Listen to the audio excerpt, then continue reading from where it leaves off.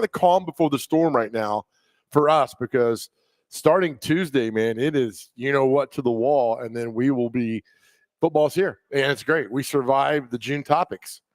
We did the June topics, the July topics, but we'll be getting into storylines with training camp and all of that. And look, I'm curious to see how Brian Callahan, being a first-year head coach, handles going into his first training camp, because you can be a coordinator and be a part of it and obviously go through it, and like he was in Cincinnati, his father's been a head coach in the National Football League, can give him advice on that stuff and right. all of that. But then you don't really know until you do it yourself. Here, what it's like. Remember the practices, at least under Fisher and Munchak, they were long, 2.5 hour practices. But they still did 2-a-days. These practices are like an hour and 15.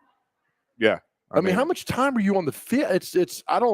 But that's been, that's in the CBA. Like, they don't get as much practice time anymore. And like, I've heard Derek talk about that.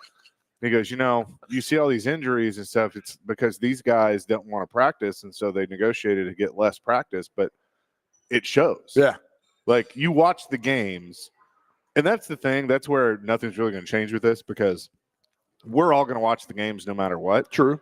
But like, if you sat down and you watched a game from 20 years ago and you watch a game now and you actually break down like the product of like playing the game of football. Yeah. 20 years ago is going to look a lot better. Oh, absolutely it is. I mean, there'll never be another Dick Butkus. No. Or a Singletary or a Jack Tatum or a Ronnie Lott. And there's nothing against these guys are just built different. When Ronnie Lott severs his finger during a game and the guy pops it back in on the sideline and it still looks awful, he goes back there, doesn't miss a beat. I mean, that football is gone. The headhunters are gone. Right. That's why Ray Lewis, when he played, I don't get it. I don't understand that. My job between the lines is to knock you out. Sure. Legally. But we know the effects now of concussions. Football has never been as safe as it is right now. Never. Right. Because of things that we're talking about. So I'm getting rid of those things. I'm going to hit you harder because you got better equipment on you.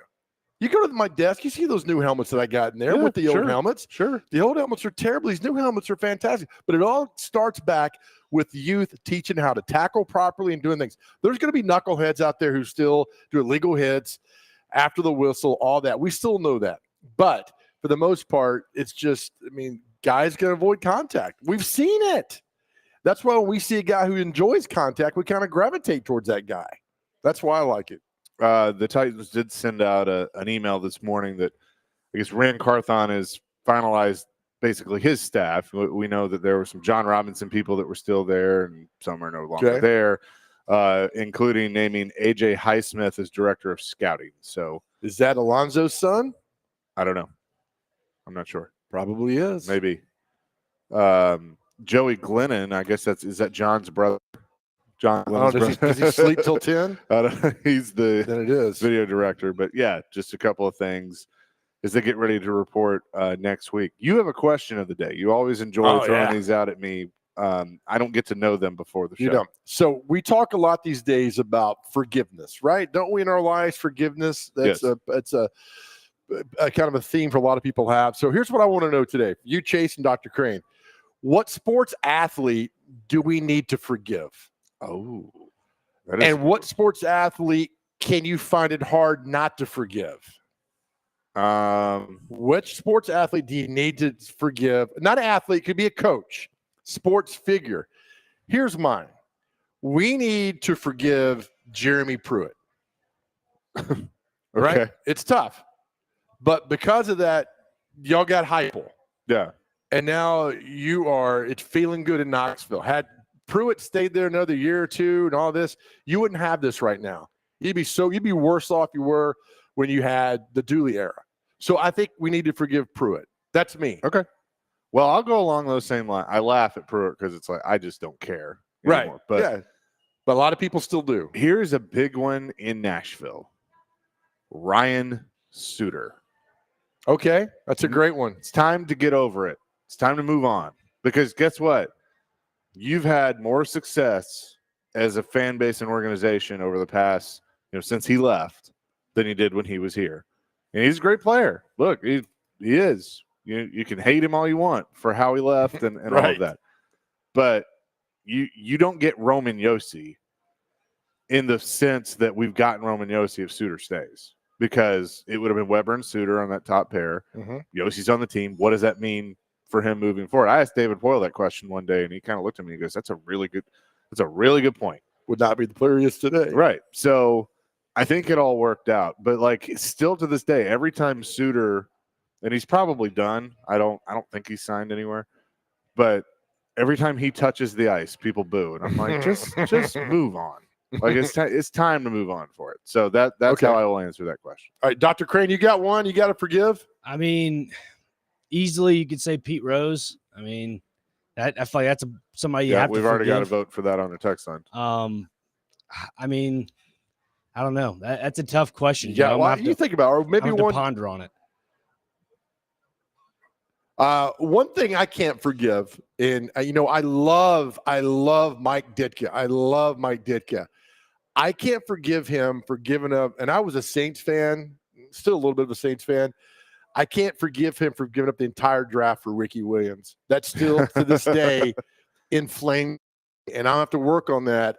And I don't know if I'll be able to forgive Mike Ditka for that, giving everything up for Ricky Williams, and then going on the cover of Sports Illustrated in a wedding gown, which was just odd. I forgot about that. So that's me. So I got Pruitt. We need to forgive Pruitt. It's time to move on. I know a lot of people still upset with him. Dooley's another one for me too. It's kind of hard that just kind of forget because he was so stupid. Derek Dooley? Yeah. Yeah. So now, and to a kind of degree for that, do we forgive Wisenhunt? Because we saw how bad it was. That's a good one. We saw how, look, Titans fan, if you're new to the game, you weren't here in 14 and 15. It was bad. Can I say another one? Yeah. John Robinson for the AJ Brown trade. Chaser. I don't know about that one. You can't do anything to change it now. I know, but that's probably the best one. But like, that's tough. I mean, it is the biggest thing that people want to complain about. And they should. And right. Like, I mean, it was now, I don't 100% blame him for that. I think he got some directives. Right. But yeah, he did. Pretty sure on that, Right. actually. But he's going to always have to be the one to take the blame for it. Yeah. And it set this franchise back. I mean, it set everything back. Even right now. But there's nothing you can do to change it. Oh, that's a great one. Oh, my goodness. I don't know. I have to get back. Give me till 11 o'clock. I'll let you know. 615-737-1025. That's our phone and text line driven by WilsonCountyHyundai.com. Our question of the day: what sports figure do you forgive for whatever reason? Got to find it in your heart, man. 615-737-1025. Oh, I want to see it. I bet that's going to trick That people. Robinson one is fantastic. Oh, I didn't even think about that. I bet like 2% are going to agree with me, and the rest are going to say, "You suck. You go away." Think of all the dominoes after that with the Traylon Burks, and now they had to go out and sign Ridley and Hopkins and everybody else. And holy cow! Now, I'll add a thought on that coming up next. That might expedite this process. 615-737-1025. We're live today at the Omni Nashville Hotel. It's Chase and Big Joe. 102.5, 106.3 The Game.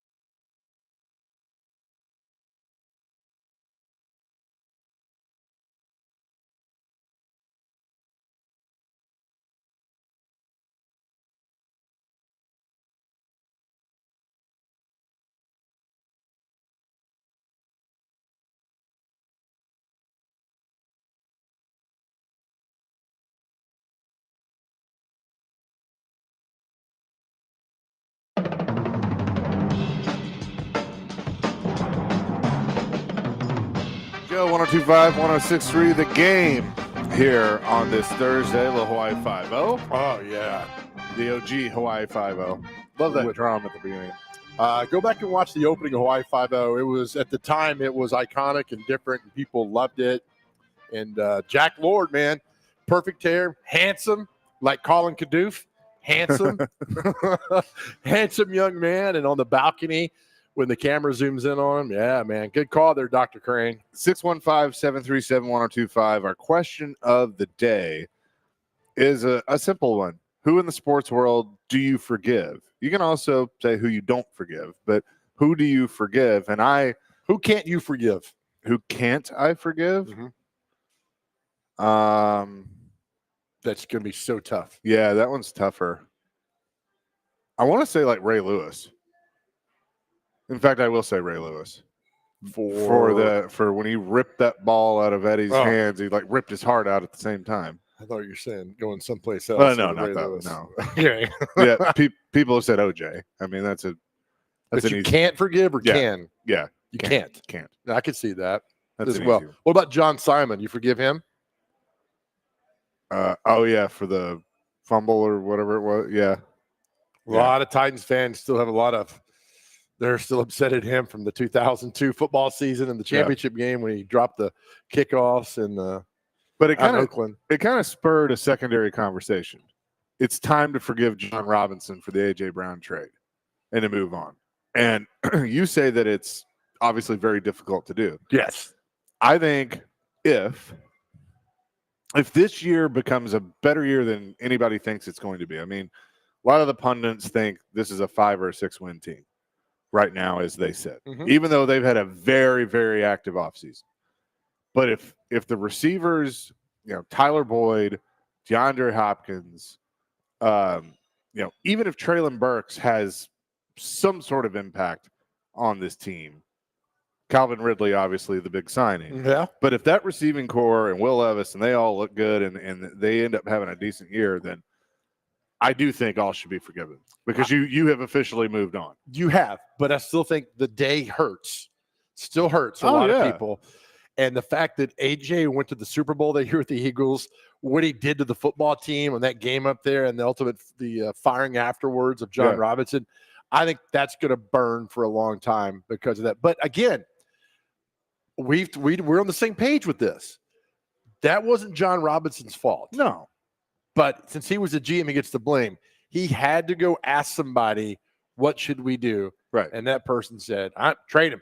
And I'm not paying him you should look at the track record now of said person who, I like.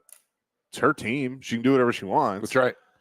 But I think there's a little bit of a knee-jerk reaction sometimes on some things, much like her father. Yeah. So that's just me. And again, that doesn't make her a bad owner and doesn't make her a bad person. That's just something to pay attention to. I think, we sit here today going into Brian Callahan's first season as head coach. And I'm excited about Brian Callahan. I like the hire, offensive mind. I think he'll do a very nice job. I still say Mike Vrabel should have probably gotten another season. Okay. This is an interesting what one. it is. Matthew in Nashville. Very controversial take, guys. Joe Paterno needs to be forgiven. No evidence was ever found he was part of the cover-up, but Penn State acts like Joe Pa never existed. The people actually at fault for the Sandusky stuff have been properly punished as well as serving jail time in recent years. Was I with you when we had Joe Paterno's son on the show years ago? So, yeah. He's like, there was never any evidence that my dad knew anything about, and he was adamant about that. Right. Of course he's going to be that way. But that's the what got Joe Paterno was and I can't remember the exact quote, but he basically was like, I should have done more.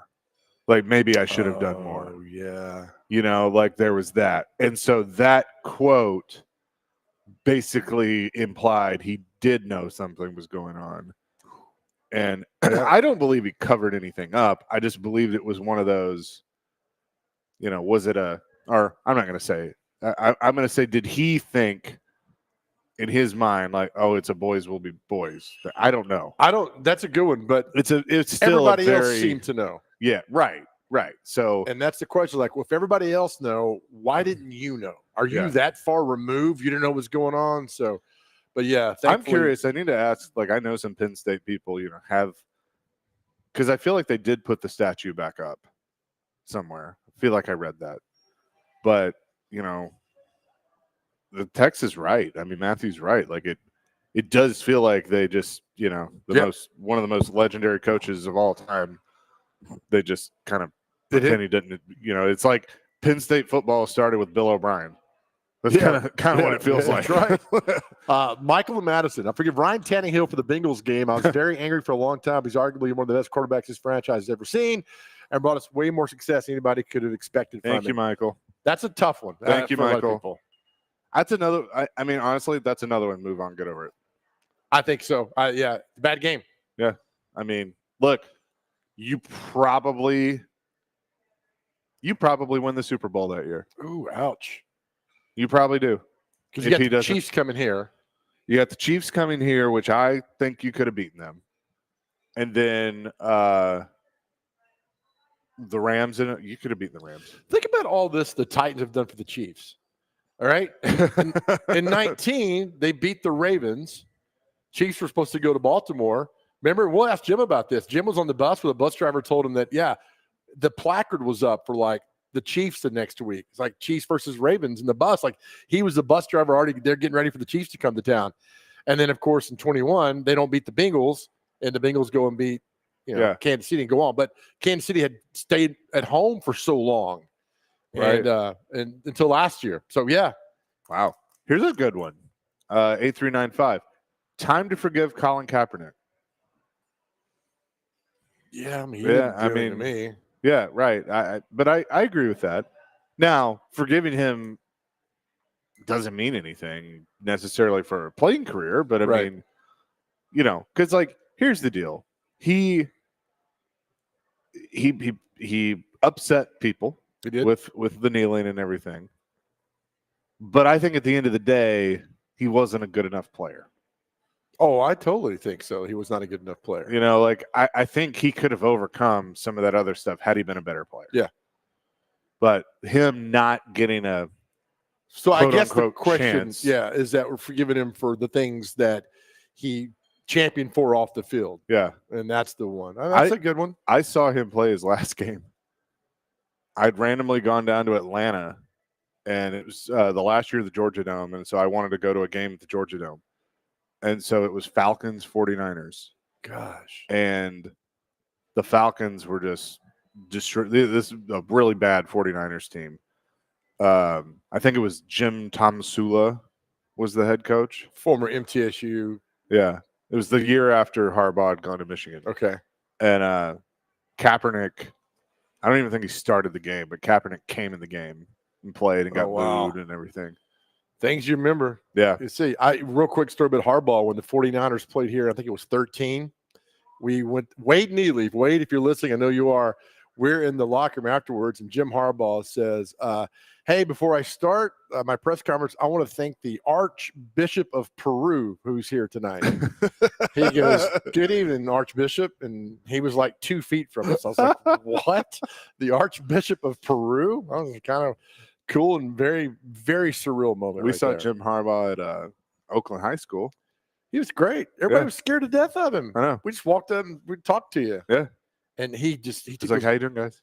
And Jim Harbaugh's a close talker, which really Yeah. made me nervous. I got a picture somewhere, and he got like really close to I was answering questions. I was like, ugh. He's one of those people. Yep.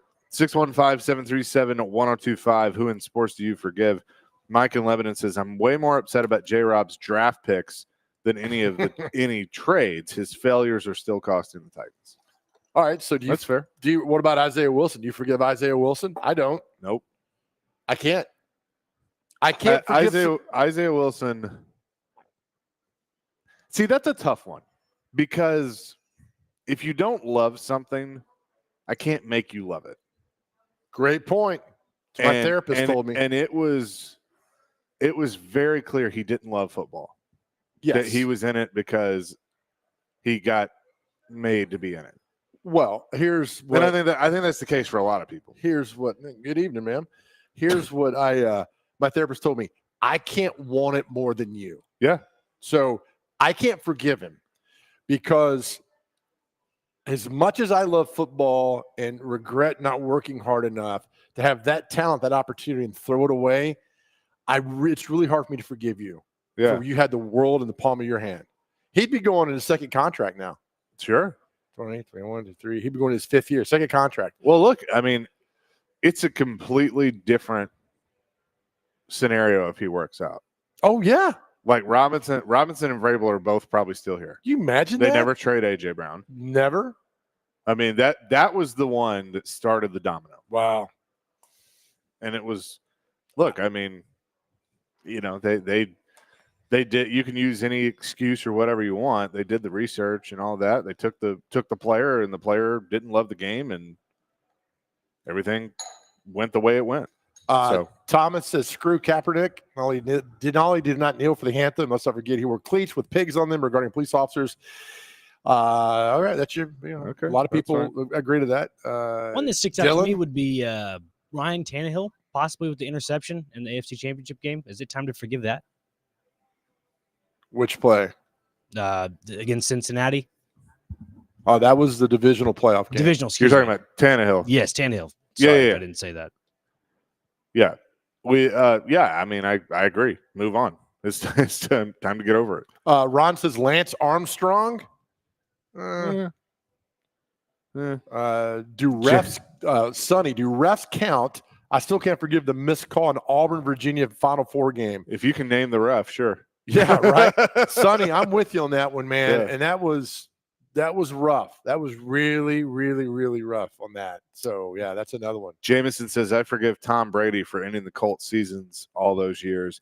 I don't forgive Ryan Gregson for not putting any pieces around Andrew Luck to protect him. And then there's the Trent Richardson trade. So clearly a Colts fan. One more, Thomas. This is one.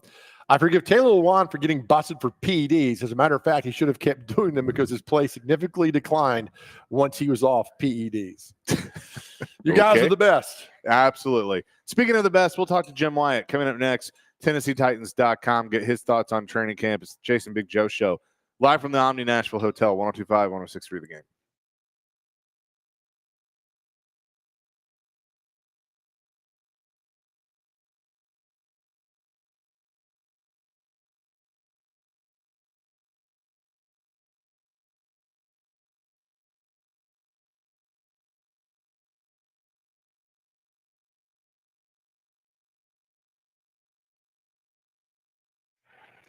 Five Points Roofing. That's where you need to go to get your roof checked out. And if you need repairs, they will walk you through the process every step of the way. Just head to 5pointsroofing.com. If you got storm damage or anything like that, they will come out to your house. They'll inspect your roof for free.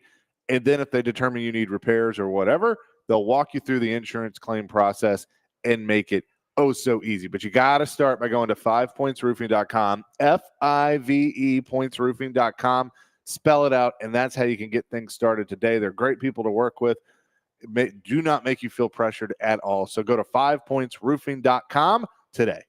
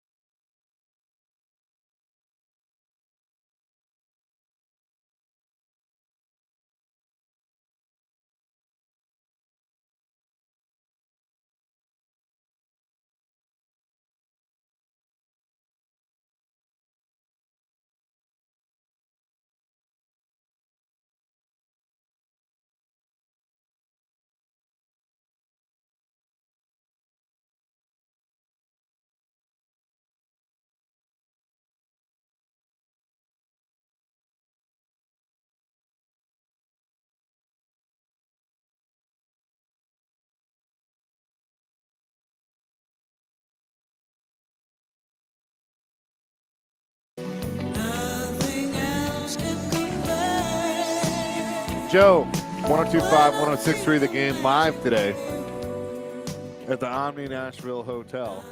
Appreciate your participation on our text line. We say hello now to the wonderfully talented Jim Wyatt. TennesseeTitans.com is where you can find his work as training camp opens next week. Jim, good morning. How are you, sir? I'm doing great, doing even better since I hear that Anita Baker intro that Joe Dubin's got his fingerprints all over. Hey, we're here to please, Jim. We're here to please.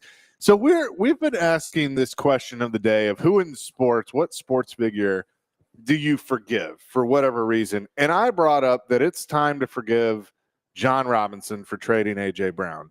And we took it a step further in that if all the wide receiver moves, especially the Titans made this offseason, you look at this wide receiving core, which on paper looks very, very exciting.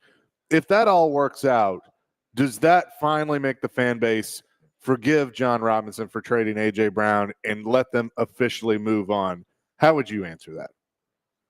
I don't know if people will ever forgive him for that, to be honest with you, just because of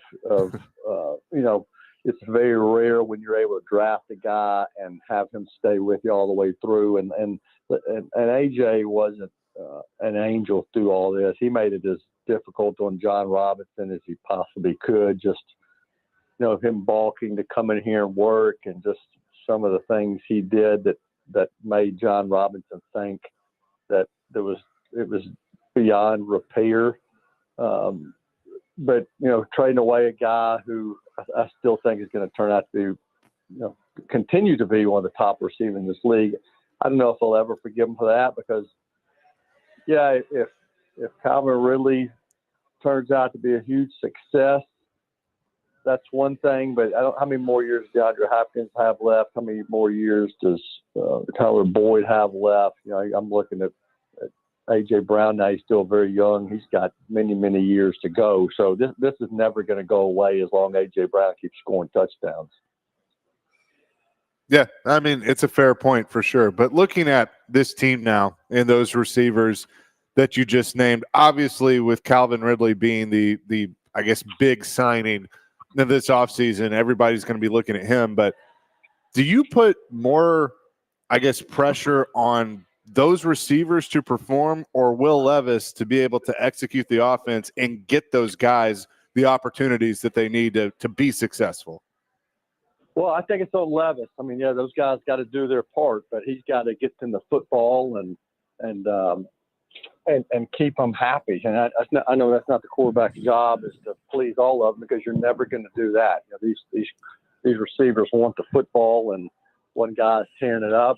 If he's not saying something, probably the other guy's thinking, man, I want to get my share too. But Levis he's got to be good. He's got to make good decisions. He's got to run the offense, and everything has changed for him since last year. Man, he's got a new offense. He's got a new coordinator, new quarterbacks coach, new head coach. Line is different around him. You mentioned the receivers. So, I mean, he got a lot on him, and he's got a lot to do here over the next couple of months to get ready for the season. We have got less than a couple of months now. We're probably 7-8 weeks. So I think the pressure's on Levis, but those guys are gonna have to stay healthy and do their part as well. We're talking to our good friend Jim Wyatt today on the Chase and Big Joe show. Jim, and when you were a beat writer, when you went in the locker room, is there one time you recall when a player was just so distraught at a loss, and probably because he thought he was to blame for it? We laughed earlier, Chase and I did, about John Simon when he dropped the kickoff in the AFC Championship game, and he was just so upset. Is there somebody comes to mind along those lines that you can think of? It's funny when you were going in the lead in, that's what I kind of flash back to is that Oakland loss in the AFC Championship game. I mean, I'll never forget how down Aldo Greco was after that playoff game against the Ravens, where he had some misses and had to block it. That was a bad one. Keith Bullock was about the most emotional guy that I can ever remember after losses, and he's not a guy that would sit in his locker and pout. He would just voice his frustration and some great sound bites. Yeah, I think probably the toughest losses I can remember where it was a collective group that just had trouble, taking their jerseys and uniforms off and leaving. Was that 2000 season lost to the Ravens, the 2008 season lost to the Ravens. I think that happened again, and that after that Bengals game in 2021. I mean, I think those three games stand out where it seemed like everybody was just hard to find any positives after those games for some of these players. Oh, I can imagine. All right, we'll flip it on you. The locker room where it was so overjoyed that it was amazing. And one that stands out to Chase and I was the game over on Monday Night Football beating Miami down there. That we couldn't hear. Well, you were there. We couldn't hear Vrabel's press conference because it was so loud. I think there's moments like that where, we talk about the good and the bad, but the locker room was just so excited and crazy and losing their mind. To me, that stands out because, again, we couldn't hear Vrabel's press conference because they were so loud. Yeah, that was one of them. I think the one, of all the ones, some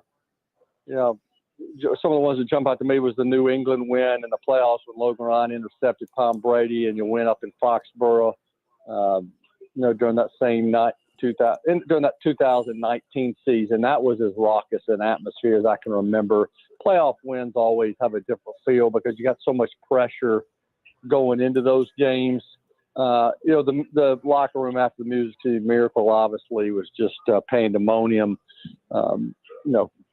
because it was so soon. I mean, a lot of these games, and again, the game you mentioned in Miami, that came down to the very end.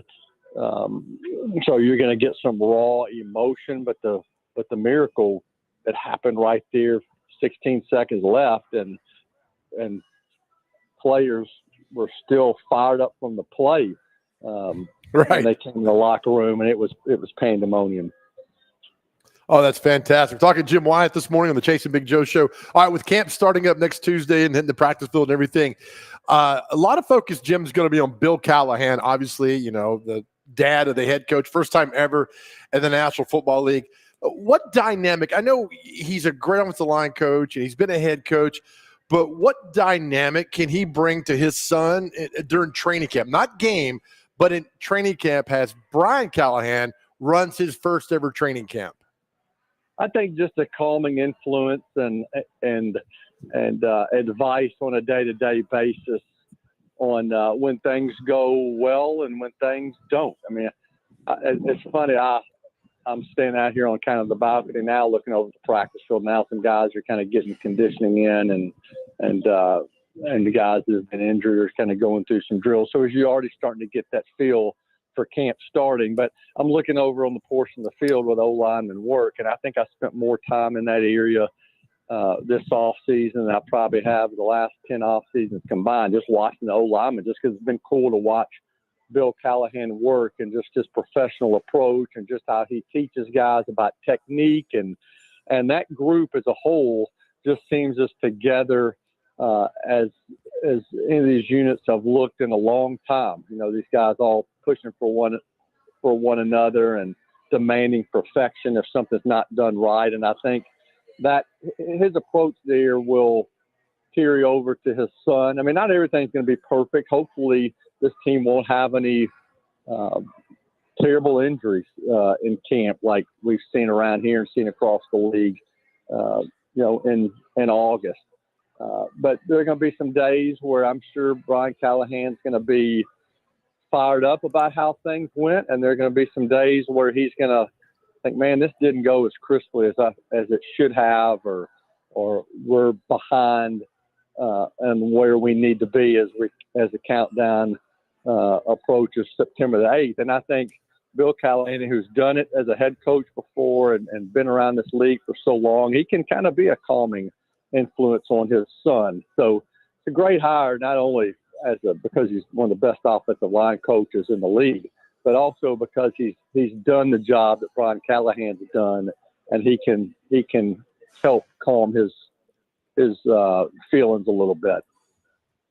Jim Wyatt is with us, and Jim, we've talked so much about the receiver group and all of that with this offense and the offensive line. I mean, ad nauseum. The tight end group, though, I mean, they brought in Nick Vannett, who, has 9 years of experience in the league, but everybody else is 3 or less. This is, to me, a group that I think still needs some work, and we'll see who stands out in training camp. Chikakonko, to me, needs to take a big leap, but how closely are you going to be watching the tight end position? Yeah, a lot. Yeah, I'm with you. I agree. I mean, I think that group has a lot of potential, but it also has a lot of question marks. I mean, I like Chikakonko. I think he's a really special athlete. I know he's worked on a lot of things this offseason that he thinks is going to make him better, but he dropped the ball too much last year and was inconsistent. And Josh Wiley, who, while he has gotten bigger and looks like more of a pro this year than he did last year, he didn't do a lot last year. He was hurt. And just kind of finding his way. And then you mentioned Vannett. I mean, I think he's a proven guy who is known more as a blocker than he is as a pass receiver. So you've got some question marks there. I think there's reason to be optimistic about those guys because they're talented, and I think also because they're so much better around them. I mean, I think the receivers are going to take pressure off the tight ends. I think a passing game that's going to include the backs more is going to take pressure off the tight end. So I think those guys are going to be working in more space than before. And I don't know. I think in some ways too, just the pressure of being in an offense where you're running it so much with Derrick Henry, I think that's gone too because they're going to get more chances. Jim, what number training camp is this for you coming up? Wow, my first one was in '99 out at Bellevue is where it started off behind my son, where he went to the pediatrician right behind his office, right behind the pediatrician's office at the old Bellevue Mall. I was there for the first couple of weeks of camp until they moved into what's now Ascension St. Thomas Sports Park. So I guess that makes it this is 26. Yeah, it would be 26. Hard to play, and I tell you, they're completely different. Like I see the schedule, and then believe me, I'll probably fall out on the practice field the first week if it's hot. But I just think about training camps of old, where you're on the field from 8:30 to 11, and then from 3:30 to 6 every single day, and it's like Groundhog's Day. You leave here at 10 o'clock every night, and you get back in here at 6:30, 7 o'clock every morning, and it's just nonstop. This schedule now is so much more manageable than it used to be. You can get some work in, you can get a little bit of sleep, and you can think a little bit instead of just always being on the practice field or doing something. Before we let you go, I know the story, but I want you to tell it again real quick. What was the first story you ever covered as a paid reporter at the Tennessean?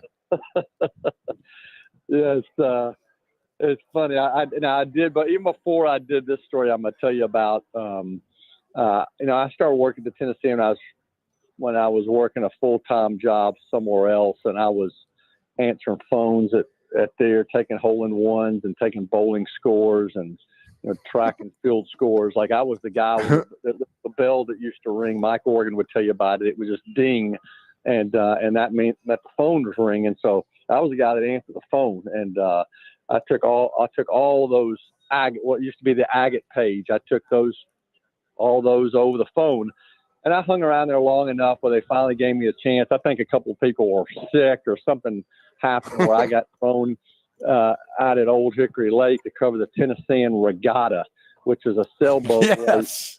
I think it was in probably early April, and it was probably about 38 degrees out there for the Tennessean Regatta. And that was my first byline. And I look back at this and laugh now, but I spent the whole weekend out there, and and I really enjoyed doing it. Took a lot of pride in having my first byline in the paper. But when it came time for the trophy presentation on that Sunday of the regatta, they were looking around like, who's going to present this Tennessean Regatta trophy out here? And well, Jim White's been out here. He can do it. And I'm telling you, back then I had Bama bangs, and I had the mullet, I look like I need to be carded still to probably get in the place and serve alcohol. But they looked around, they said, well, this guy, we've had Larry Woody present this award before. There's a guy named Charles Searcy down there, John Bibbs down there. They said, this guy, he doesn't have enough moxie to hand out this award. So they called somebody from the advertising department at the Tennessean to come out there and hand out a trophy after I'd been out there for 2 days, freezing my butt off on the lake. I didn't have enough moxie. And I have to be honest with you, I didn't know what moxie meant at that time. I'd have been more in trouble back then. And but I look back at that now and laugh pretty good. I think. That's great, man. I think it was Junior Ward. I can't remember the guy's name that won that regatta that year, but it was that was my first byline. Well Oh, done. That is a fantastic story. Jim Wyatt here on the show. Jim, appreciate it. We'll see you next week at training camp. Okay, sounds good. You guys have a good rest of the week. You too. Jim Wyatt joining us, TennesseeTitans.com. Does great work for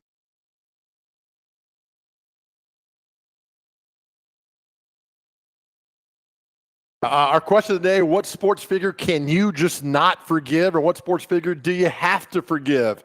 We got Chase has a great one about John Robinson, but somebody texted him with one that I'm pretty sure it's 100% they cannot forgive this person. I'll tell you what it is. We'll do that next. Chasing Big Joe at the Omni, 102.5, 106.3 The Game.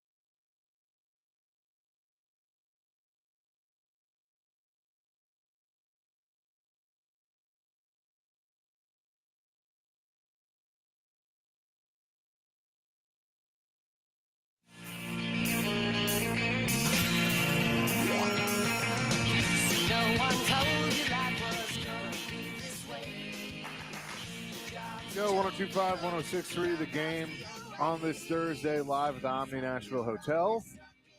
As we are every Thursday, Dr. Crane is back at the Busy Bee Plumbing, Heating, and Air Conditioning Game Nashville Studios, home of the $99 yearly Beehive membership, where the buzz is always about great service.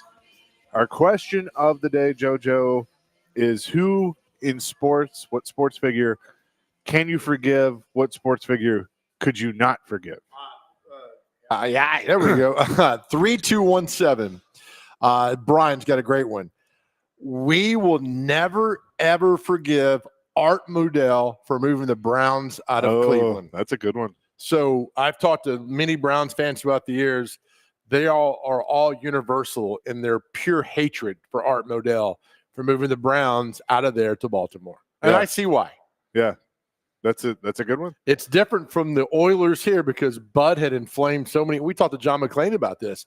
So many people in Houston were like, get Bud out of town. What about Irsay in Same. Baltimore? Middle of the night. Was that Jim or was that his dad? It was Daddy. Yeah. Robert Irsay, right? Yeah. Yeah. Move him out of Baltimore in the middle. And that's a great 30 for 32. Was it called when the band stops playing or Yeah. something like that?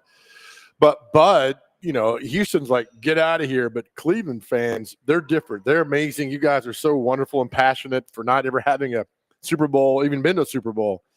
Isn't that crazy? When you think about pro teams that have moved, to me, the most heartbreaking one has to be the Browns when they left. Even though they came back, yes. and they got the history and all of that, but like when that happened, that has to be like the biggest heartbreak, you know, to see and we've seen, you know, St. Louis has lost 2 NFL teams.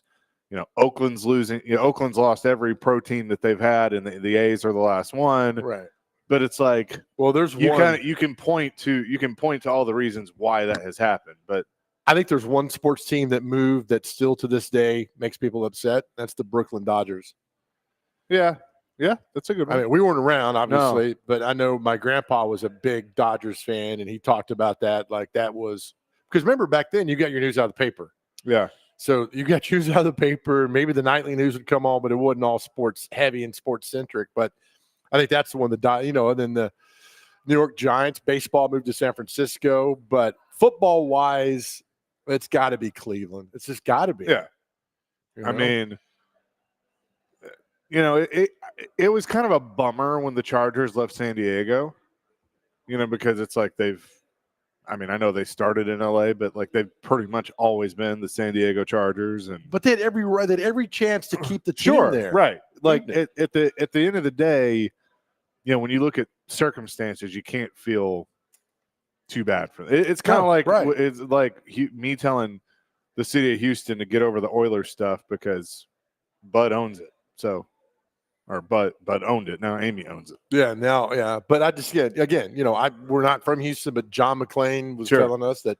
If John says for them to get over it, Yeah. then right. there's no then I'm listening to that. They just wanted Bud out of town to do that. But Art Modell's one that I think they'll never, ever, and he's passed away now, obviously, but ever forgive what happened in moving that. I mean, that was, you grew up a Browns fan. I mean, Yeah. and then all of a sudden, they're gone. Right. And they're going to, but they're still playing, but they're in Baltimore. That was something. I had a friend that played, my junior college football roommate, played for the Browns and Belichick from 91 to 94. And he said he regretted not fully embracing Cleveland as Yeah. a player. Because he's like, it's cold. I want to get back home to Georgia. And he's like, I didn't understand that passion. He goes, I miss it every single day. So when was their last season? Was it 95. 95? So Belichick gets fired 94. Yeah, I guess it was Ted Marchibroda came over, and then he was the coach that took him, I remember correctly, to Baltimore. I think that's right.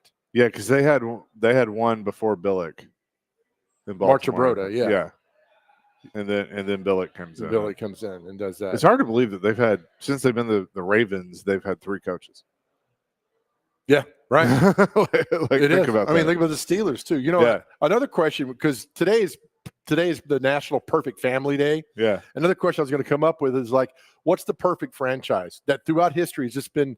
Ooh, that's a good And question. Pittsburgh comes to mind. The Steelers, 3 coaches I mean, yeah, since the late '60s. they're up there. And they got championships, and nobody really leaves there, all that other stuff. But it's like a perfect franchise.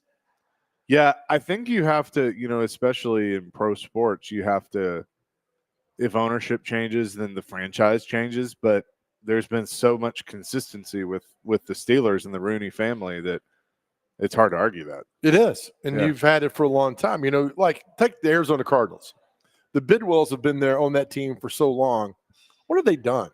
Yeah, right.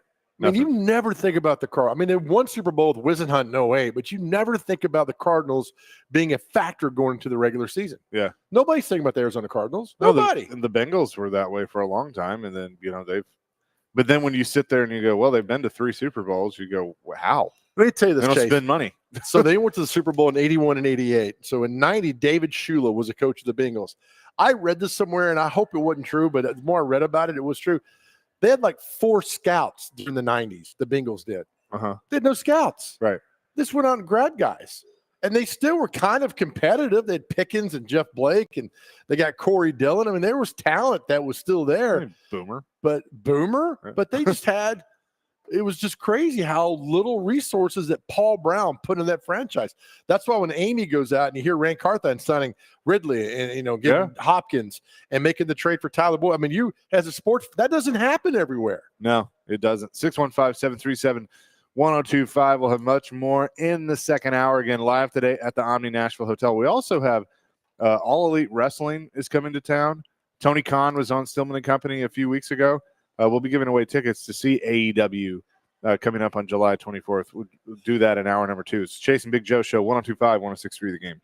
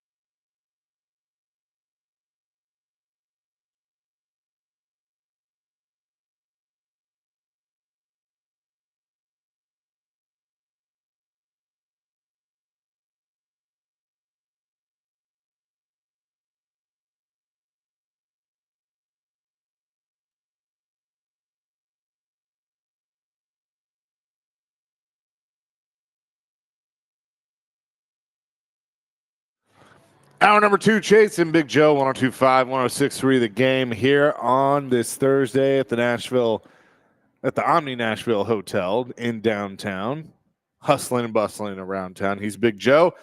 I'm Chase McCabe. Dr. Crane, Nick Frazier is back at our studios, and I just heard in the update, and I wanted to bring this up because I saw this last night, and I was like, wait, what? This is a thing? This actually happens? So, Dr. Crane, I know you were at the Nashville SC game last night covering that. How'd that go?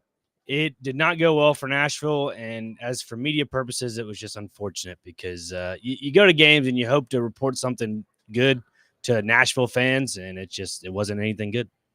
Well, I hate hearing that. But the story, sorry, I was just playing it easy. I don't know how else you want to tell you. No, that was good. Give it cold turkey. Look, it hasn't been a good season. Okay, let's just call it like it is. But I was watching SportsCenter, and I saw that Kevin Sullivan is 14 years old and made his MLS debut last night. He did. He broke Freddie Adu's, MLS record for the youngest player ever, and it's 14 years and 293 days. So I did not know that was a thing. Like, does his mom drive him to the stadium? Like, what? I mean, I guess he's going to transfer to Man City in the Premier League when he turns 18. But so in the Premier League, do you have to be a certain age, or do you have to be 18, or you have to be 18 to play at a high professional level overseas, I believe. And also Gotcha. Because he's a U.S. National, he's not able to go overseas to work underage. Oh yeah. But I'm sure, like, if you were to go into some sort of academy at Manchester City or be a ball boy, there's some ways around it probably. If Manchester City's dying to have this kid now, they probably could get him at whatever cost they want. But yeah, as for right now, he's with the Philadelphia Union. Yeah, so I didn't know. Like, I mean, this is crazy. He's a pro athlete and he's not even 15. Like, that's amazing. I mean, like I said, Freddie Adu is the last person to kind of do something like that. So it's a promising sign for, I guess, U.S. soccer. It means you're developing young talent, but it's just like. But he's leaving. Well, yeah, but that's at club level. That's not at international level. Yeah, Okay. I don't. Yeah, so I guess with MLS it's kind of like you can start your career and end your career. Yeah, it's kind of how it feels sometimes. It's like the AA and AAA of baseball, where you got a good talent. Now let's trade them away for a lot of money, and so that's kind of what they're doing there. And I mean, it's not bad for U.S. soccer. I actually look at it as a positive because Manchester City obviously is known for Pep Guardiola, who is probably one of the best masterminds of soccer tactically. And so when you have a young talent that's really good with the ball at your feet, and you have Pep Guardiola as your head coach and manager, you're able to kind of develop under a really good, system. So I think it's So a let me win-win ask you for this, everybody. Dr. Crane. Yes. I know you can't work for me and get a paycheck till you're 15. And then you have limited hours to work. Yeah, Right. That's what I don't How understand. the hell is this working out? Right. I'm going to call my friend Bart Durham, and we're going to investigate this place. We're going to get Blair on it, investigate what's going on. I don't see how Yeah, I this. think you meant Blair. Well, Bart Durham. I mean, Yeah. the law firm. Yeah. I just think, how is this happening? I don't know. There's a way. That's why I'm fascinated by it. Yeah, there's a way around it, and I believe somebody was saying it last night in the press box. I may have misheard or whatever, but they were saying that a lot of their games are played before a certain time, which is allowing the kid to play. But this was obviously a odd circumstance, so he was able to play last night. But that's kind of the whole gist of it. There's something going. Dr. Crane, that's your job. Get to the bottom of this. Yes, let me fly to Philadelphia. We need you to be our Phil Williams and investigate this. Yeah, can you go do that and then flame everyone along the way? Sure thing. So you bring up the, being a certain age to work and everything. So I'll tell a funny story. Obviously, we've talked about that my family owned the Littlest Cafe for 30 years, right? So on Saturdays, I would go with my grandmother to work and go hang out and literally just hang out at the, in the office. And I just liked going. And Carol Fay, better known as the Biscuit Lady, would always give me the first plate of biscuits and everything in the morning. And so I was there on a Saturday, and my uncle had opened up the what he called the motel dining, which was like the buffet for the weekends because it got so busy that was kind of like if you didn't want to wait in the main restaurant, you could go over to the buffet and be out quicker. So I'm just sitting in the office. I'm probably 12 or 13 maybe. And my uncle comes in and goes, "Hey, I need you." And I go, "Okay, what's up?" And every now and then he'd I'd go crack eggs or do something and whatever. And he goes, "I need you to go stand behind the line in the buffet and flip potato pancakes." We did these potato pancake things. Okay. And so it was like potatoes and, basically just how it sounds. And so I'd scoop it out, throw it on the griddle, flip it, whatever, and throw them on the line. He goes, "But whatever you do, don't tell your grandmother that I'm having you do this." And he gave me like $20 or whatever. Okay. So I'm standing over there for like an hour just doing this, and nobody says anything. It's fine. Like, somebody in the kitchen was like, "Isn't he a little young to be doing that?" Like, my uncle's like, "Oh, shut up. No, he's my nephew. He's fine. It's fine. It's no big deal." My grandmother comes over. She needed something from the restaurant, sees me standing behind the buffet, and I have never seen her lose it. Not on me, but she goes, "Where is George?" That's my uncle. "Where's George?" He comes walking out, and I just see him go, "Oh, bleep." "We're going to get shut down. Get him out of there. Get that apron off." Oh my goodness. So you're the landmark case. Oh, I could have been probably for doing that. But you got $20 out of it though. I did. And hey, to a 12-year-old, that was a lot of money. Heck yeah, it is to do all that. That's amazing. Yeah. Oh yeah. I mean, we've all done stuff like that, but I mean, Dad was laughing about it too, because she called him to come get me, and Dad was like, "Oh, Mom, like Dad had us working, like was talking about his dad, like right. It's like not a big deal." And I was like, "Am I in trouble?" He's like, "No, it's actually pretty funny." Joy from Gallatin says golf allows young players to go pro, but I don't know of one at 14, right? I think you could do it at 15 or 16. No, I think there have been a few golfers back in the day. I would say like mid 2010s where there was a kid from Japan. At 14? Yeah, he was qualified as an amateur. He wasn't qualified as a professional. But, the thing is in golf, if you declare being a professional after a tournament, that means you're able to accept the reward money from that tournament. And then that's when you're able to lose all your, I guess, NIL purposes back in the day where you're not allowed to go to college. Okay. But all right, I guess. But all right, this is something, man. This is really we're going to get on this and figure it out. No, I think it's good for the young man that will be groomed here and raised here and then off to Europe to play in the I get, but that's right. That's where you want to go. Is that I don't follow soccer. I mean, Manchester City right now is like the modern day Barcelona of soccer, which means you're going to learn a lot of good stuff with the ball at your feet. So, but where would you rather go, Barcelona or Manchester? There's prettier women in Barcelona, I'm told. Yeah, I mean that's a tough. That's tough. Yeah, Manchester. You never know what you're going to find down there. And the name.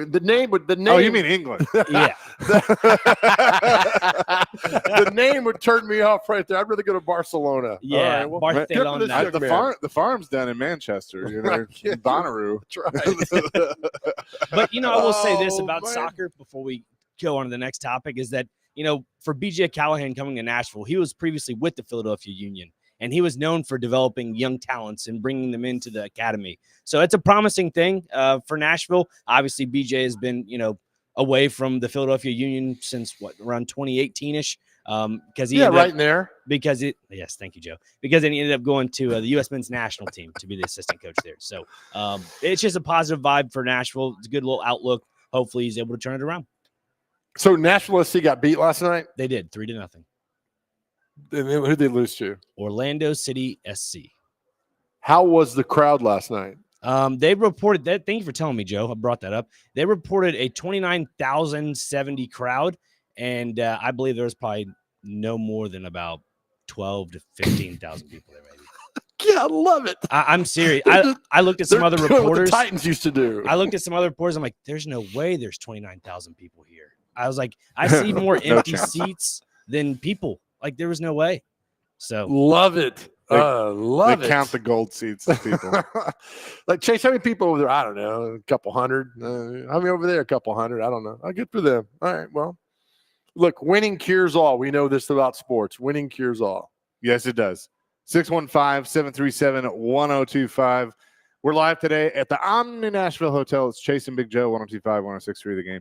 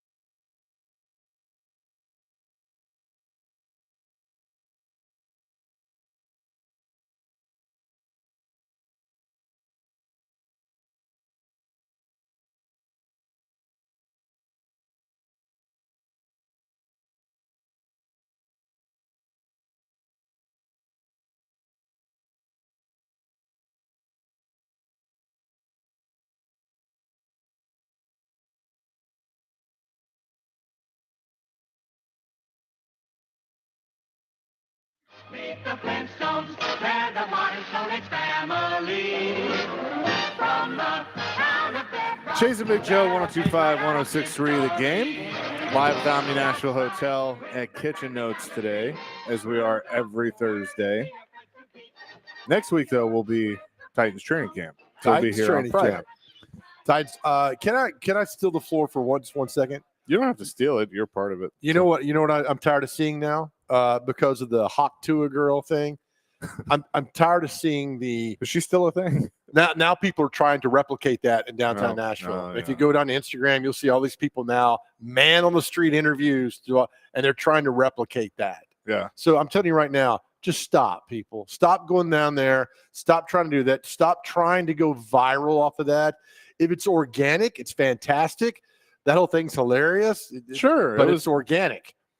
Quit forcing things happening in downtown Nashville, man on the street interviews. You want to hear It's something not- funny about that, Joe? Yes, sir. I walked down to Fifth and Broad about a month or two ago. I had to go down for an event, and there were about 5 or 6 people doing that exact same thing. And I pretended like I was security. I said, "Hey, man, I was wearing a suit." I was like, "Hey, you can't do this down here. You can't. This is public area, but you can't do this." Fifth and Broad has a no policy about this, and they ended up walking down to Main Broadway. It was hilarious. Yes. Good for you. Good Okay. job. I'm Dr. just sick Craig. and Listen. tired of it too, Joe. Here's the thing. And look, yeah, trying to replicate it, I mean, it never works. I have no problem with someone capitalizing on their 15 minutes. Absolutely. I'm with you. The 15 minutes are going to run out. They probably have run out for her, but good on her. Haley's her name. good on her. She had a funny moment, clearly had been having fun on Broadway. It went viral. She capitalized on it. I have no, like, people that hate on her for that. Like, I can't believe she's, selling stuff and using this to make money. I'm like, you would. Right. Exactly. Like, so, I mean, like, I have no issue with that whatsoever. Now, has it run its course, and it's like, okay, it was funny when it first came out, like, sure. But never, to me, and never get mad at somebody for capitalizing on their 15 minutes of And fame. she got 30 grand for going down and doing some event in Miami. Good for her. Good for her. But now I'm just during the break, I'm scrolling through, I'm like, Nashville and that, and they're all trying to do it now. So just stop. Nobody's watching your dumb stuff. Just stop doing that. All right. That was funny and everything like that. But now they're trying to capitalize off of that. It's kind of like Ricky, our buddy, tweeted out something a while ago during the 4th of July. Nobody's watching your video of fireworks. Yeah, right. I mean, you can tape it. That's fantastic. You can have it for perpetuity. That's great. I ain't watching that. And nobody I know is watching your fireworks. The only videos I'm watching of fireworks are the fails. Yeah, right. Back it up, Terry. Back it up, Terry. I'm watching that. Send me cat reels all day on Instagram and dog reels. I'll watch that all day. Oh, yeah. Speaking of cat reels, do you follow professional wrestler Stone Cold Steve Austin on Instagram? I do now because of you. Yeah. Basically, the only thing he posts are his cats. He has Poncho, and he used to have Lefty. Lefty died. So he has Macho. Right. Who's a kitten, who's an orange kitten. And, like, I'm fascinated by how fascinated he is by his cats. Yes. And his commentary is hilarious. Not like, safe for work commentary. No. Like, there was one that he's trying to get Poncho to come in because he's closing everything up for the night. And Poncho, like, looks at him and meows and runs off. And he's like, you little mother. It just cracks me up. Speaking of famous people, you're going to be at Yazoo Brewing Company today, 900 River Bluff Drive in Madison from 4 to 6. It's our game summer ticket tour. We're going to do this every week for the next month. You're giving away tickets to upcoming concerts in Nashville, including Def Leppard, which I think is this weekend. It is. Bush, Train, Dierks Bentley, and more. You can also get signed up, which is the grand prize, tickets to a home game, a Preds home game, Sounds game, and the Big Machine Music City Grand Prix. For more details, just visit thegamenashville.com/tour. Come see us this afternoon, 4 o'clock. Yazoo. It'll be a lot of fun. And so I think they have a trivia night. It's happening immediately after at 6 o'clock. So we'll partake in all that tonight. So it'll be a lot of fun. So come out and see us tonight. It's always a good time to do that. So definitely do that. Have you, so this is the week where, like, the college football game, the early release came out on Tuesday, right? And it was the perfect week for it because this is that week where there's nothing, there's like nothing going on sports wise. Like, you have the SEC Media Days, obviously down in Dallas. Still nothing.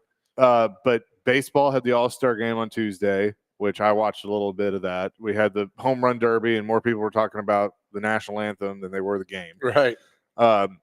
Baseball doesn't resume until, I guess, tonight, maybe. Okay. And so it's like there's been nothing sports-wise. Okay. I did see Caitlin Clark, I guess, broke the WNBA record last night for 19 assists in a game or something like that. So that was cool. But good for her. But, like, for the most part, we're at that point of the summer, point of the season where it's like deep breath. And then we go. That's football. what I was going to ask Jim Wyatt earlier. Is like, Jim, did you tell your wife you love her and you'll see her in January? Yeah.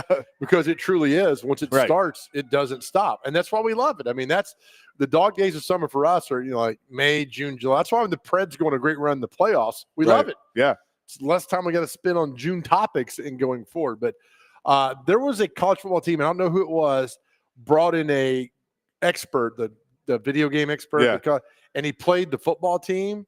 And like he beat all of them. It was pretty funny. They would like do a series versus each other. And then I forget which football team did this. It was college. But it was funny watching because they thought they would take this guy down and he beat them all on the game. It was funny. Yeah, I've enjoyed it. I'm in my second year as the offensive coordinator at MTSU. How'd the first year go?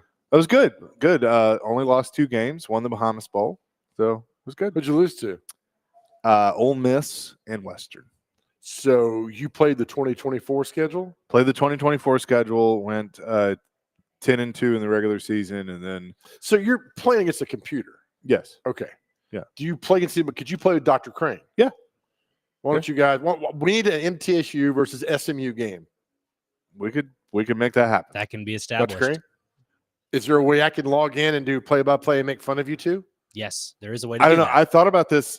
When I was playing a game last night, I started the second season. Right. I was like, I should have Chip Walters and Joe come to my house and just sit there and call this game. How much you got? We'd love to. We'd love to do that. I'll feed you. Okay. No, this is next level. We'll do all that. So but are you Nick Vattiato? Are you the Yeah. quarterback? Okay. Yeah. I'm on the whole team, but yeah, Vadi. I mean, and he's fun to play with on the game. Like they. So if you get a 4th and 17 of the game, are you punting or are you going for it? I'm punting You're trying to keep it as real as Yeah. possible. Okay. because I've gotten pretty good at it where I can pin them inside, their 20. So, Proud of you, man. yeah, I do that. But but why did you lose to Western of all the teams, man?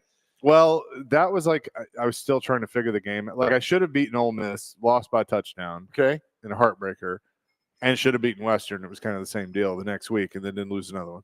Of all the MTS, you could go 1-11 as long as they beat Western. I know. They're good. I know. You need to do better, man. I'm But- gonna call Coach Mason. I'm in the second season now. We went through the off season, got a few transfers in, and I actually turned down a head coaching opportunity at App State. how is this for real in the game? Yeah. This- You go through it, and you recruit. The recruiting's fun. Like you have to like call their mom and like talk to them, and then you can DM. I mean, you're them. doing a real conversation with a computer. No, I mean, but it's They like give you that's part of the options. process, and because they give you options of what you want to do to recruit a guy. Okay. I got a 5-star linebacker that's about to sign. Hopefully, This is great. I was pissed that I lost a 3-star quarterback to Vandy. Called Clark Lee. I'm like, dude, what are you doing? So the computer did this. Yeah. Okay. So, Good. but Lord. then as a coach, like you decide if you're going to be a head coach or a coordinator. I decided to start as an OC, and then got calls in the off season. App State wanted me to come be the head coach, and I just wasn't ready to leave Murfreesboro. So that's what this is. Dr. Crane, are you the head coach of the OC? I'm the head coach of the SMU Mustangs. Pony up, baby. It's difficult. I will Okay. say. I'm So out you of started as the head coach. Yes, I did. Well, because of the storyline that goes back to NCAA 14. I started out at SMU, then I got a job from South Carolina, and then won a national championship there. Ended up going to Arizona State. Arizona State, after Herm Edwards left, it just didn't go great. So I got a call from SMU, and they came back and like, you know what, we're going to take this to the next level. And sure enough, we're back at SMU, and so hopefully things go better. But first season went 5-7. Oh my God. 5-7 was okay, but during the transfer portal era, well, the time being, I cleaned shop. I said, I love that guys, the portal's on there. yeah, I love it. I said, guys that don't want to play for me, I encourage them to enter the transfer portal. It gave me that option, so I did it. Yeah, that's the thing. That's the thing. You can encourage, like, if there's a player that you don't like, you can encourage them to transfer. I told these guys, I We've said, lost. listen, if you don't Hold on. want to practice Monday through Friday, you can get the hell out of my organization and program. I like so that. hold on. What do you call a team meeting? Is this on? Are you typing in the computer to your message? I'm just mesmerized by this. No, it's just a We're- storyline that goes on. We in the need to brain, get Joe on. We need to get Joe on. So you didn't call a team meeting. No, it's just my imagination. Like, can a boy live a little bit? Yeah. I mean, you can, but you got to understand how ignorant I am of a lot of things in life, and this is all brand new to me. It's a So buy-in you could log on process. today, and you could lose your. Could you lose Nick Vattiato today? Not in season, but Okay. he's a senior now. So he'll graduate. Yeah.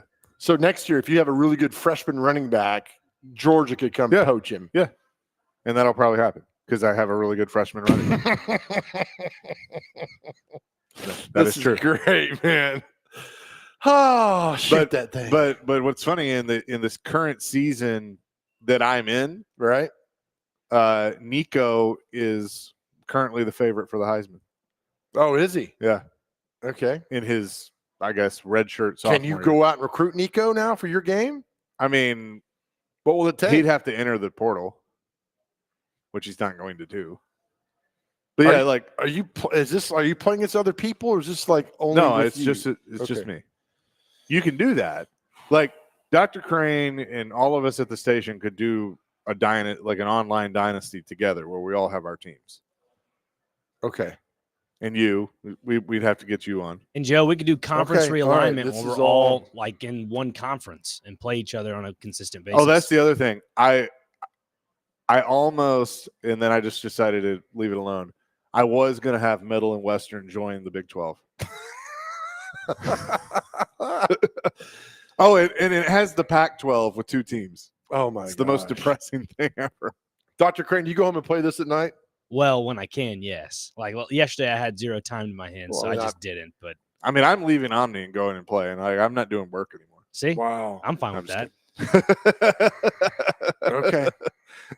Dr. Crane, I'll go get the Xbox and bring it to the office. That sounds God, good. There'll be no work done then. Yep. So Derek Mason will be producing there his you own go. show. That's your college football 25. It's your college football 25 update. Texter on the text line says, this has been the best 5 minutes in the history of radio. Oh my God. So I did think about it one day of setting the Xbox up in the studio because we have the big TV in the Yeah. studio and trying to teach you how to play it on the air do it. and how I much mean- of a train wreck and fun that could be. But no, once I get good at it, I'm not punting, I'm not kicking, I'm going for them 4th and 40.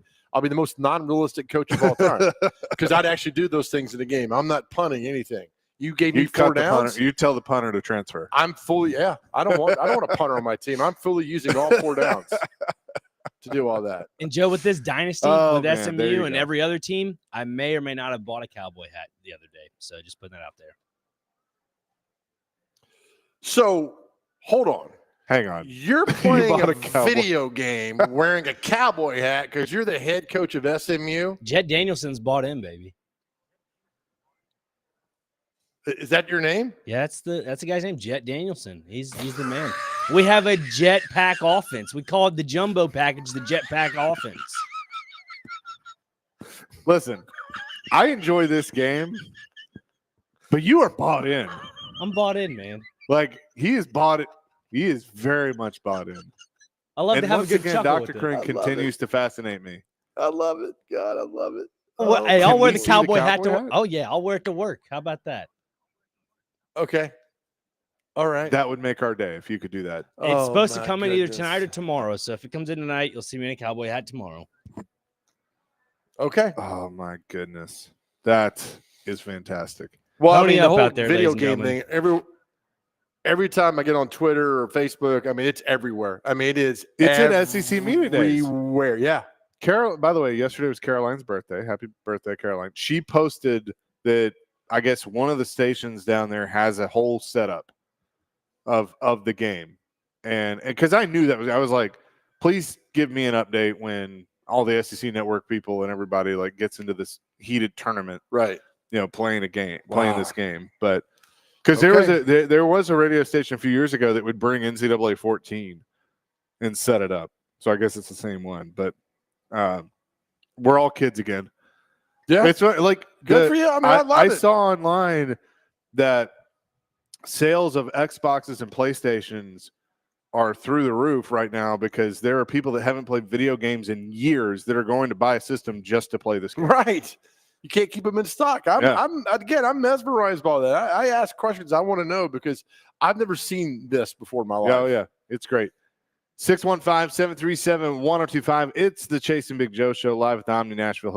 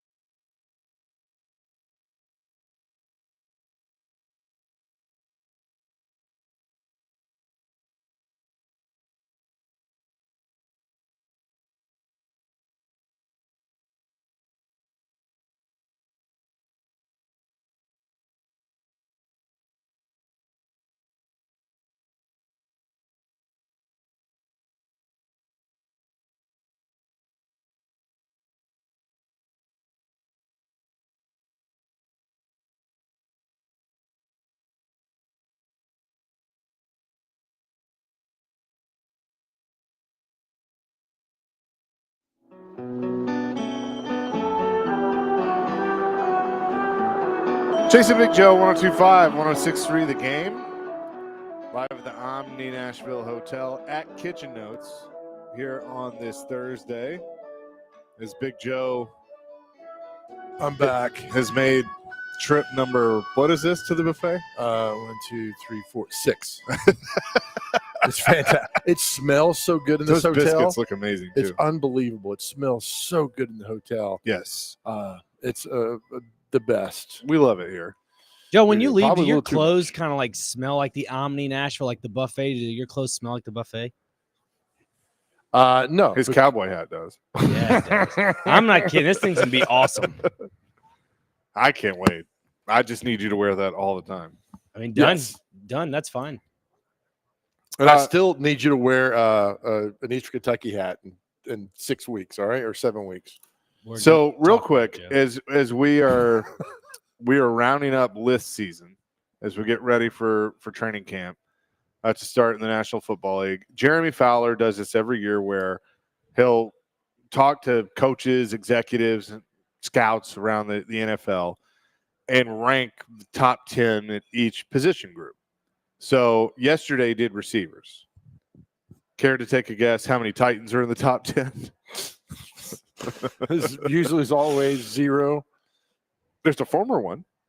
Oh, AJ Brown. He is 6th. Okay. All right, who would you have number 1? Receiver wise, Justin Jefferson. That is correct. Yeah. What about number 2? Probably Jamar Chase. Not correct. He's 3. I was a little Are you surprised by that. okay? Yeah, I got the hiccups. I was a little surprised by that he's number 3. Number 2 receiver. My goodness, Got a bunch of kids, so he's Oh, got to feed them. Tyreek Hill. That's all you got to say right there. He got another girl pregnant, I think. Yeah. Yeah, I just read that the other day. Oh, okay. He says, CeeDee Lamb, number 4, which I feel like CeeDee Lamb doesn't, I mean, he's about to get paid. So Jerry's about to acknowledge, what he does, but, Yep. but I don't feel like he gets the league wide acknowledgement like he should. yeah, that's a great point. I mean, Jefferson's good. Chase is good. Of course, Tyreek is good. Yeah, I mean, CeeDee's maybe, pretty good. but is he? I don't know. I just what separates him? I mean, we've seen Justin Jefferson do some amazing things. I mean, I've seen CeeDee Lamb, not to that. I mean, look, Yeah. Justin Jefferson's number 1 by far. I'm not arguing that at all.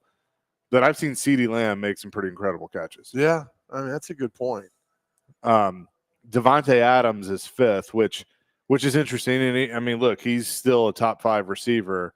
He's one of those though that you're watching just kind of wither away there in Vegas because they don't have quarterbacks. Is he gonna get traded? I mean, they debunked it yesterday. He's not getting traded to the Jets to be with Aaron Rodgers.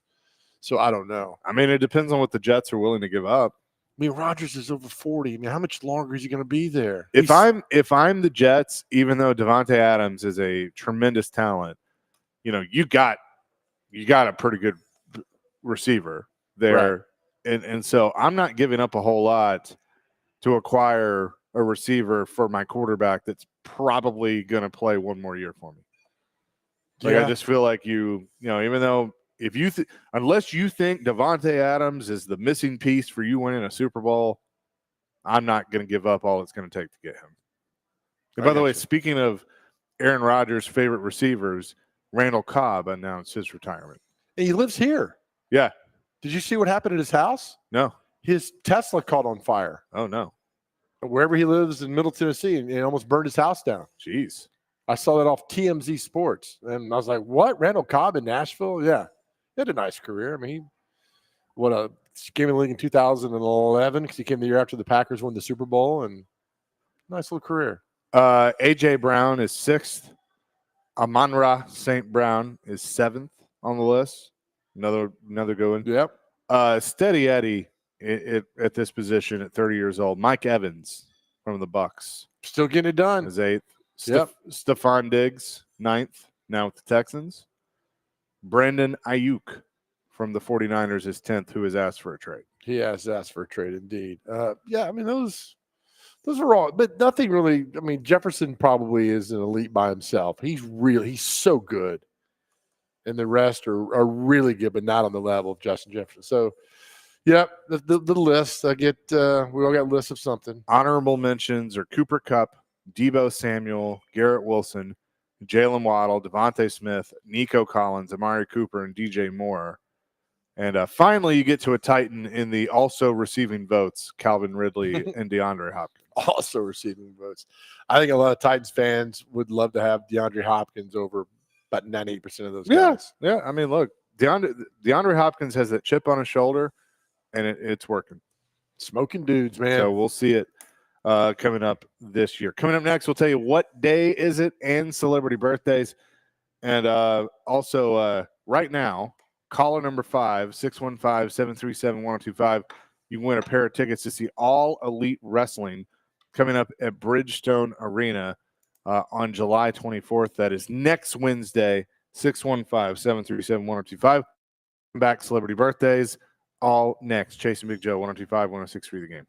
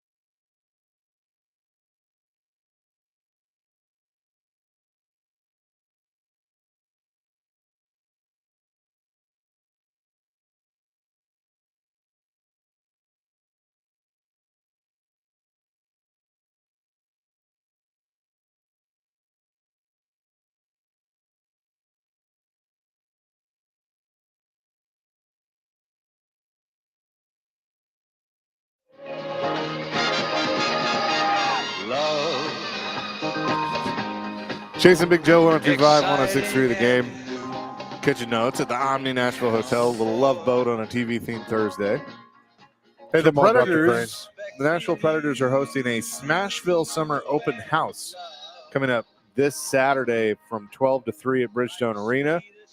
It's a free event, and it will open early for season ticket or Smashville Loyal members from 10 to noon. Opportunity to shop the used equipment sale, enjoy summer treats, check out the Preds locker room, take pictures with Nash, and then much more with fun activities. So check that out this Saturday at Bridgestone Arena. Speaking of Bridgestone Arena, we have a special guest tomorrow. Oh my gosh. I'll let you do the honor. You can say who it is. My favorite comedian, one of the funniest guys to ever walk planet Earth, Sebastian Maniscalco, will join us tomorrow at 9:30 on the People Show. He has his concert at Bridgestone Sunday night. This guy absolutely destroys me, and I laugh every single time. I am so excited to have Sebastian Maniscalco on our show tomorrow at 9:30. Yep, looking forward to that. Going to be a lot of fun. Before we start, Dr. Crane, can you do us a favor? Sure. Can you find out that girl in the commercial if she did actually go to Spain with her boyfriend? I will get on that. If you don't mind, because she was so excited, and I don't want her to be let down. I just want to know how the trip went. Oh, por favor. man. All right, thanks. That is good. With that, let's get to what day is it and celebrity birthdays. All right, gentlemen. First on the list, we have Get to Know Your Customers Day. That's something. What if we don't want to? Well, you don't have to. We also have Insurance Nerd Day. I So- like getting to know our listeners, except for one, but it's fun. Okay. We also have Insurance Nerd Day. So I guess if you're a nerd that Insurance nerd? Is that like Yeah. analytics and those bunch of nerds? yeah, I Oh, mean, so Willie. yeah, I guess so. We also have National Caviar Day. Not a big caviar guy. I'm not either. Fish eggs, right? Is that what they Yeah, are? yeah. Pass. It's we, probably one of those things, if I didn't know what it was, I might like it, but I know what it is. Okay. yeah. We also have here is National Dole Whip Day. Who? Okay. Dole, D-O-L-E. Like pineapple dole? Yeah. Okay. It's pretty good. All right. Pretty good. I It's guess. like a soft serve almost. We also have National Sour Candy Day. Love me some Sour Patch Kids. I'll do that. Not a sour candy person. Okay. Sweet candy. I like that. All right. Nelson Chase's Mandela acid International reflux Day. is acting up. Yeah. Pardon you? Nelson Mandela International Day. Good man. There's Okay. that. We also have Perfect Family Day, as Joe's already mentioned in the show. And I then, don't think there is such a thing. yeah, I don't think so either. We also have World Listening Day, as people listen to this show from 9 to 11 on a regular basis. Well done, Dr. Crane. All right, time I'm for listening. celebrity birthdays. You have to get them within 2 years. Our first birthday is James Brolin, Barbara Streisand's husband, James Brolin. 73. 64. 84. Is he really? Yep. Y'all know this lady by her face, but the name won't ring a bell, so we'll skip on down. Say it. Maybe I know it. Margot Martindale. Yeah, I know. I know her a little bit. She was she in the Leftover, the HBO series, maybe? I don't know. 42. 53. 73. Okay, never mind. Going down there. Oh, Vin Diesel. How old is Vin Diesel today? 53. Ooh, 61. 57. Okay. Don't know who that one is. Don't know who that is. There's a lot of people. All right, Kristen Bell, the actress. And she married to Dax Shepard. Christian Bell. 42. 45. 44. Okay. So you get it, Dr. Crane. You were close on that. 1-0. Somebody's on the board finally. I don't know her. All right, here we go. The director of the movie Basic Instinct and Showgirls, Paul Verhoeven. 68. 73. 86. Singer Dion. Did he sing My Little Runaway? Run, run, run, run, run away. Go to Opryland, you hear that song 8,000 times an hour. 74. Also get good moon pies at Opryland. I'm gonna go 78. 85. Martha That's Reeves. Dr. Crane's at real age. That's right. Martha Reeves of Martha and the Vandals. 80. Oh, 84. 83. Dr. Crane's up Jeez. 2-0. Ever Who I melted a think- moon pie, by the way? They're delicious. not on the weekends. All right, here is who I think might be the greatest musician of all time, Ricky Skaggs. Oh, I Today's love Ricky Ricky Skaggs. Skaggs' birthday. 74. 66. 70. You guys on the other side. Talk show host, actress Wendy Williams. 57. 63. 60. Gosh, you guys are so close. You're all around the different sides of it. All right, so Nick's up. Dr. Crane's up 2-0. All right, here's time for sports birthdays. Figure skater Dick Button. How old is Dick Button?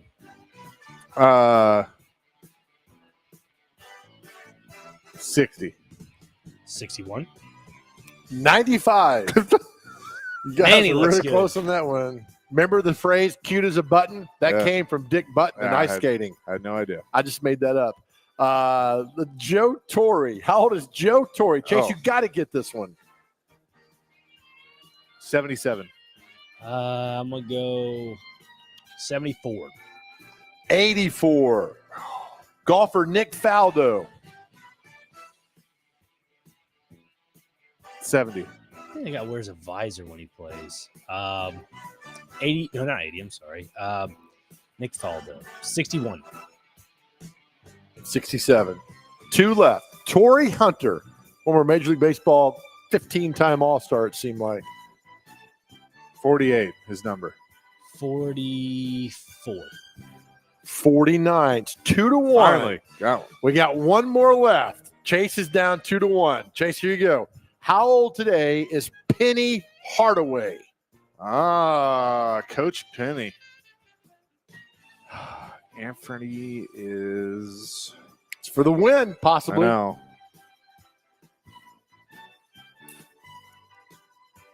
Penny Hardaway. 47. 53. He is 53 exactly. Oh, no way. Let's go. Crane. Dr. Crane wins 4-1. Well done, Dr. Crane. Proud Thank of you, you. buddy. Appreciate it. Man. I was Yep. looking at D Mason the glass. He was like, maybe 40. So I was like, I'm going to go 53. Good job.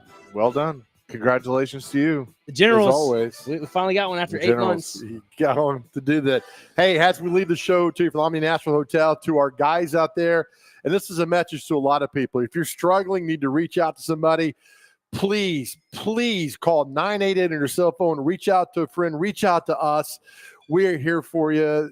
Please, we want to let you know how much we love you and we think about you. If you're going through things, please reach out and know that if something happened to you, be tremendously missed, and we tremendously love you. There's some things that went on this week with some people that I know that I'm glad they've reached out, and we love you. Know that. Reach out. People are there for you, and this world is a better place because you are here. Please know that. Know that we love you. Amen to that. That'll do it for us. We're back at 9 tomorrow, but don't go anywhere. Willie and D-Mace is coming up next. 102.5, 106.3, The Game.